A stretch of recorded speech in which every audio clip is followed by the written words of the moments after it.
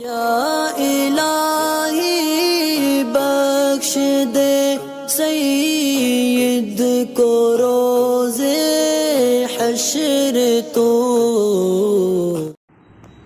السلام علیکم ورحمۃ اللہ وبرکاتہ۔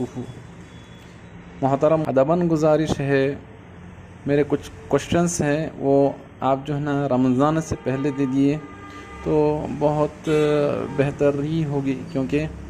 میرا پہلا کوشچن یہ ہے، آج کل مسجدوں میں رمضان کے نام پہ لوگوں کو تناول طعام کا انتظام کیا جاتا ہے، جس میں مسجد کے کمیٹی بھی شامل ہوتے ہیں۔ باقاعدہ اجازت کے دعوت ہوتی ہے، جس کے اندر جو لوگ بتاتے ہیں کہ مسجد میں اکثر بے روزدار آ جاتے ہیں، اگر روزے دار بھی ہوتے ہیں مسجد کے آداب بجا نہیں لاتے۔ اکثر مسجد میں گندگی اور جھوٹے پلیٹس، موہریوں کی صفائی کرنے کے بعد بھی اتنی شدید بو آتی ہے جس سے روزے دار جو روزہ نہیں رکھتے اسے بھی تکلیف ہوتی ہے۔ اکثر جو باورچی روزے نہیں رکھتے، جو روزے رکھتے ہیں وہ دعوت کی بنا پہ اتنے تھک جاتے ہیں، نوجوان کے نماز اور تراویح بھی ان سے چھوٹ جاتی ہے۔ دوسرے دن پھر وہی حال ہوتا ہے، بس بھوکے رہو، نمازیں چھوڑ دو، ایسا حال ہے۔ اور مسجدوں کی آج کل ایسی بے حرمتی ہو رہی ہے کہ لوگ مسجد کے آداب بجا نہیں لاتے ہیں۔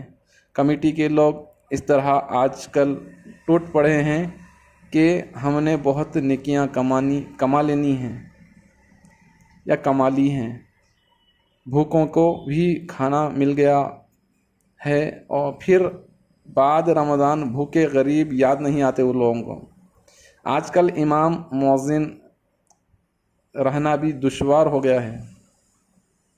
رمضان جیسی عظیم برکتوں والے مہینے میں بھی وہ بچوں کے کپڑے تک نہیں خرید سکتے، ایسے حالات میں نے دیکھے ہیں۔ لیکن یہاں پر جو ہے نا اتنا پیسہ برباد کر رہے ہیں اور مسجدوں کی بے حرمتی کر رہے ہیں، یہاں ان کو خیال نہیں ہوتا۔ امام مؤذن کی بہترین خیال کمیٹی والوں کو رکھنا چاہیے۔ لوگ لاکھوں کے پیسے کھانا کھلانے میں ہی خرچ کر دیتے ہیں اور اپنے آپ کو معزز سمجھتے ہیں، حالانکہ جتنی گندگی عام دنوں میں نہیں ہوتی اس سے زیادہ آج کل رمضان کے مہینوں میں ہو رہی ہے مسجدوں میں۔ اور ہم یہ نہیں کہتے کہ مت کھلائیں، بڑی نعمت ہے، بٹ مسجدوں کی آداب بجا نہیں لائے، معطر کرنے کے جگہ گندگی پھیلانا کہاں تک درست ہے؟ وعلیکم السلام ورحمۃ اللہ وبرکاتہ۔ اور میں ایک بات اور کہہ دوں کہ ویڈیو میں اس لیے نہیں بنا پایا کیونکہ ایک ویڈیو بنانے کا اصل میں رمضان میں وقت نہیں ہوتا، اور کبھی کبھی ریکارڈنگ سیشن ختم ہو جاتا ہے اور خیال نہیں رہتا، کوئی سوال چھوٹ جاتا ہے، تو پھر ایک سوال کے الگ سے ویڈیو نہیں بنتی، تو اس لیے اس پیغام کو میں آڈیو میں جو ہے نا شائع کر رہا ہوں۔ باقی رمضان سے پہلے بھی نہیں آ سکا، اس کے لیے بھی معذرت چاہتا ہوں۔ میں نے آپ کی آڈیو کو ویسے ہی چلا دیا ہے چینل پہ، امید ہے کہ تمام لوگوں نے اس کو سن لیا ہوگا اور وہ سمجھ بھی گئے ہوں گے، خصوصاً مسجد کے جو ذمہ داران ہیں ان کے لیے ان کا پیغام تھا کہ آج کل کا جس طریقے کا معاملہ چل رہا ہے کہ افطاری یا دعوت لوگ کرتے ہیں اور اس میں طرح طرح کی باتیں اور خرافاتیں اور غیر شرعی کام جو ہے نا مسجد کے اندر جو مسجد کی عظمت نہیں ہو پاتی اس کا خیال رکھے بغیر کرتے ہیں، ان کے تعلق سے باقی ان کے کچھ شک شبہات ہیں، سوال جواب کی صورت میں تھے۔ اور سب سے پہلے تو یہ کہ مسجد کے اندر دعوت یا اس طریقے کا معاملہ کرنا کہ جس سے مسجد کے اندر شور شرابہ اور گندگی پھیلے، تو یہ ناجائز اور گناہ ہے۔ ظاہر سی بات ہے کہ یہ معاملات افطاری وغیرہ کے مسجد کے احاطے سے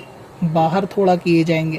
خاص اس جگہ سے بچا کر، اور امید ہے کہ اکثر مسجدوں کے اندر یہ مسجد نمازیوں کی جگہ سے ہٹ کر ہوتے ہیں، باقی اعتکاف والوں کو تو اجازت ہوتی ہے مسجد میں کھانے کی، اور مسجد کی چھت بھی جو ہے نا مسجد کے حکم میں شامل ہوتی ہے، داخل ہوتی ہے، تو ایسا بھی نہیں ہو سکتا कि मस्जिद की छत के ऊपर इफ्तारी करें तो इसका ये मतलब हो कि वहाँ पर दौड़ भाग बच्चों की लगी रहे, जैसा कि अक्सर लगा रहता है, तो वो छत भी जो है ना उसकी बेहुरमती भी नहीं की जा सकती। तो दावत हो या फिर इफ्तार की दावत हो या नॉर्मल अगर कोई साले सवाब के लिए करना चाहता है तो मस्जिद की जिम्मेदारान की जिम्मेदारी है जो दावत की वहाँ पर अपने ऊपर रिस्पॉन्सिबिलिटी लिए हुए हैं कि मस्जिद की अजमत का पहले ख्याल रखा जाएगा। हर एक मामला उसके अंदर के बच्चों का दौड़ना भागना, खाने के बाद फ़ौरन सफाई, बदबू वगैरह से उसको निजात दिलाना मस्जिद को, ये सबसे पहले काम इन्हीं ज़िम्मेदारों का होता है। तो ये बात हकीकत है कि ऐसे मामलात के अंदर के जब इफ्तारी की दावत होती है तो उसमें कहीं ना कहीं बेहुरमती हो ही जाती है। सब जगह नहीं होती होगी लेकिन अक्सर ऐसे में हो जाती है, जो कि लोगों के इल्म की कमी की वजह से और इस तरफ ध्यान ना देने की वजह से होता है। और मस्जिद के अंदर खाना या इफ्तारी भी इसी तरीके से छोड़ दी जाती है, मतलब लोग खाते हैं और मगरिब पढ़ने के लिए फटाफट चले जाते हैं, तो उसके अंदर कीड़े मकोड़े और जब तक महक आना शुरू हो जाती है तो इस तरीके का मामला भी होता है। दूसरी बात यह है कि जो लोग दावत वगैरह करते हैं यानी कमेटी, और दावत के बाद नमाज ना पढ़ना, तरावी ना पढ़ना के मामलात होते हैं, तो असल में कोई अगर नमाज तरावी नहीं पढ़ता तो ये तो उसका एक ज़ाती तौर से गुनाह रहेगा, जिसमें अगर लोगों ने मस्जिद के अंदर दावत के लिए चंदा दिया है, पैसे दिए हैं, तो और उसमें वो शख्स भी शामिल है कि जो इस काम के अंदर लोगों की हेल्प कर रहा है, हाथ बटा रहा है, लेकिन वो नमाज नहीं पढ़ेगा, तो इसके नमाज ना पढ़ने से उन लोगों के सवाब में कोई कमी नहीं आएगी जिन्होंने सवाब के लिए मस्जिद के अंदर इफ्तारी का इंतज़ाम या दावत का इंतज़ाम किया है। बाकी ऐसे लोगों को इन चीज़ों के अंदर इन्वॉल्व करने से बचना चाहिए कि ज़ाहिर सी बात है जो ज़ाहिर तौर से फासिक लोग हैं कि उनको ज़िम्मेदार ना बनाया जाए, क्योंकि जो फासिक किस्म के लोग होंगे वो मस्जिद की अजमत का उस तरह ध्यान नहीं रख पाएंगे जिस तरह रखने का हक है, पहली चीज़। दूसरी चीज़ ये तरावी वगैरह भी नहीं पढ़ते या सफाई सुथराई में लगे रहते हैं और नमाज वगैरह भी नहीं पढ़ते, तो ज़ाहिर है ये भी गुनाह का काम है। अगर इनमें से कोई ऐसा है कि जिसने दावत करी है इफ्तार की और वो ये समझ रहा है कि ये इफ्तार की दावत करा लेना मेरे लिए काफ़ी है, फिर चाहे वो नमाज ना पढ़े, तो ये भी एक इल्म की कमी और जहालत की बुनियाद पर है कि लोग ये समझ रहे हैं कि हम नफिल काम करके फ़र्ज़ को तर्क कर देंगे तो हमारे लिए आसानी होगी, जबकि ऐसा नहीं है। तो ये दावत या इफ्तार कराना और अपनी नमाज़ों को छोड़ देना और इफ्तार करा के सवाब समझ लेना, ये इल्म की कमी की बिना पर ही है कि लोगों के अंदर इल्म नहीं होता, तो फिर जहालत में वो हर किस्म के नाजायज़ काम और जो है ना गुनाह के काम को भी कभी कभी सवाब समझने लगते हैं। दूसरी बात आपने कही कि रमज़ान के बाद गरीबों को लोग भूल जाते हैं, तो असल में होता यह है कि रमज़ान में क्योंकि हर नेकी का सवाब जो है ना वो बढ़ के मिलता है, ठीक है, तो हर बंदा ये चाहता है कि रमज़ान में वो ज़्यादा से ज़्यादा सदका और खैरात करे ताकि इसका एक का 70, एक का 700 इस तरीके से बढ़कर ज़्यादा से ज़्यादा मिले। इसलिए वो ज़्यादा रमज़ान के जुमे में खैरात करते हैं, लोग रमज़ान में खैरात करते हैं, उसकी वजह असल में ये होती है। बाकी लोगों को भूल जाना नहीं होता, बल्कि ये कि लोगों अब इतने तो गरीब हर तरफ हैं, आप देखेंगे कि किस किस के लिए आप क्या क्या कर सकते हैं। अगर आप थोड़ा बहुत किसी के लिए करेंगे फिर भी कुछ ना कुछ लोग रह जाएंगे, अपने इलाके में करेंगे तो भी कोई ना कोई रह जाएगा, पड़ोस में करेंगे तो कोई और पड़ोसी रह जाएंगे, रिश्तेदारों में करेंगे तो दूसरे रह जाएंगे, तो ये मामला लगा रहता है। तो लोगों को ये हम नहीं कह सकते अपने पास से बदगुमानी करके कि ये लोग आज जो रमज़ान में खर्च कर रहे हैं, सदका खैरात कर रहे हैं या रमज़ान में इफ्तारी करा रहे हैं, ये बाद में भूल जाएंगे। अगर भूल भी जाते हैं, बिल फ़र्ज़ मान लिया जाए कि वो रमज़ान के बाद भूल जाते हैं, लेकिन रमज़ान में खर्च किए गए का सवाब तो उससे ज़ाया नहीं हो जाएगा ना। तो इसलिए ये ख्याल करना, ये बदगुमानी लोगों पे करना, ये सिर्फ रमज़ानों में इफ्तार की दावत करते हैं, बाद में भूल जाएंगे। और तजुर्बा होता है, आपने जैसा बताया कि लोग देखते हैं कि मस्जिद की कमेटी होती है, वो रमज़ान के अंदर लोगों के इफ्तारी कराना, ये कराना काम करती है और फिर उसके बाद भूल जाती है, ठीक है, तो तब भी रमज़ान के कराने पर जो है ना सवाब उनको मिल जाएगा। भूलना ना भूलना वो उनका पर्सनल मामला है, ज़ाती मामला है कि भाई वो रमज़ान के बाद भी गरीबों की मदद करते हैं या कौन कौन करता है, ठीक है। बाकी गुरबा की मदद या इसाले सवाब या सदका और खैरात तो ज़ाहिर सी बात है बंदे को ता हयात ही करना चाहिए। ये कोई 4 या 6 दिन की बात नहीं होती कि रमज़ान में आपने इफ्तारी करा दी और पूरे साल फिर आप कभी मस्जिद में पैसा नहीं देते वगैरह वगैरह, तो ये तो करते ही रहना चाहिए। लेकिन रमज़ान में लोगों का जो थोड़ा सा रुझान होता है ना, وہ زیادہ نیکیوں کی وجہ سے ہوتا ہے، کیونکہ اس میں نفل کا ثواب فرض کی برابر اور فرض کا ثواب زیادہ بڑھ کے ملتا ہے، تو لوگ سوچتے ہیں اس میں جتنا صدقہ خیرات ہو جائے گا نا تو وہ زیادہ بہتر رہے گا عام مہینوں کے، کہ اس میں فضیلت زیادہ ہے، نیکیاں زیادہ مل جائیں گی، اور یہ کرنا بھی چاہیے اور اچھی بات ہے، اس میں کوئی غلط نظریہ یا غلط نیت والی بات نہیں ہے، اس میں کوئی دقت نہیں۔ اب رہا آپ نے آخری بات بولی کہ امام کے لیے، یہ بھی بات حقیقت ہے کہ علماء کے لیے آزمائش کا تو وقت ہے، اس میں کوئی دو رائے نہیں ہے کہ جتنا آزمائش آج کے ٹائم علماء کے لیے، اور وہ دونوں طرف سے، پہلے تو یہ کہ مالی طور سے بھی آزمائش ہے، دوسرا یہ کہ مسجد کے اندر کمیٹی یا اس طریقے کا معاملہ ہوتا ہے کہ امام کے ساتھ جو رویہ اختیار کیا جاتا ہے نا، اس کے اندر بھی امام کے لیے آزمائش ہوتی ہے۔ کمیٹی کا اس طریقے سے لوگوں کے اوپر خرچ کرنا یا افطار کرانا، دعوتیں کرانا، لاکھوں روپے اس میں خرچ کرنا، اور امام کے لیے آزمائش پیدا کر دینا کہ عید میں اس کے بچوں کے لیے کپڑے نہ ہوں، اس پہ اچھا کھانے کے لیے نہ ہو، یا عید کے لیے اس کے معاملات ایسے نہ، ظاہر سی بات ہے کہ امام ہے وہ لوگوں کے سامنے اس طریقے سے عام لوگوں کی طرح تو نہیں کہہ سکتا، لیکن فیملی ہوتی ہے سب کی، تو اس کے اندر ان باتوں کا کمیٹی کو سب سے پہلے خیال رکھنا چاہیے۔ ممکن ہے کہ یہ آپ نے اپنے علاقے میں دیکھ کر کرا ہوگا، ویسے حسن زن یہ ہے کہ کمیٹیاں خیال رکھتی ہیں۔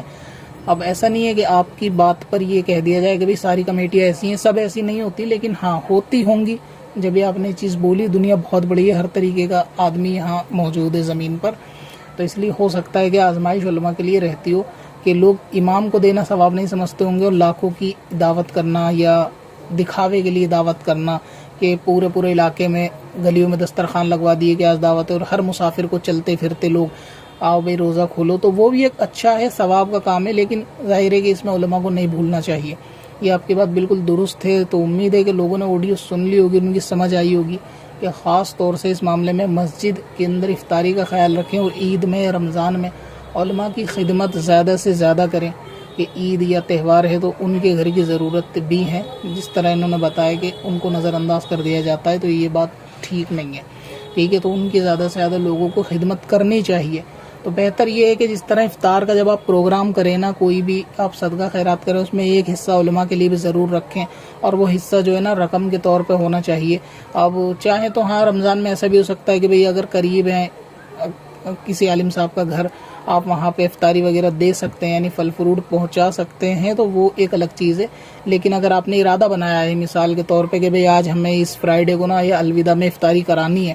اور 2-4 لوگ آپ جمع ہو، یا آپ کے پاس کوئی چھوٹی موٹی کمیٹی ہے، کوئی تنظیم ہے، اور وہ کرانا چاہتی ہے کہ بھائی ہم اس علاقے میں افطاری کرانا چاہتے ہیں، تو اس میں یہ بھی گنجائش کریں کہ بھائی کتنے کا ٹوٹل خرچہ ہے، مان لیجیے 20,000 کا خرچہ آ رہا ہے افطاری کرانے میں، تو آپ اس میں سے 2-4 ہزار روپے کی رقم کو نا امام مسجد کی امام کو بھی، اگر 4 اماموں کو 500 روپے بھی دے دیں گے، تو وہ بھی ان کی دل خوش ہو جائے گا ان کا، اور یہ ان کے لیے بہت بہتر ہو جائے گا۔ آپ دعوت بھی کرائیں اور اس طرح علماء کا بھی خیال رکھیں، غالباً ان کے کہنے کا مطلب یہ ہے، اور یہ بات کہیں نہ کہیں حد تک بالکل ٹھیک بھی ہے کہ ایسا ہونا بھی چاہیے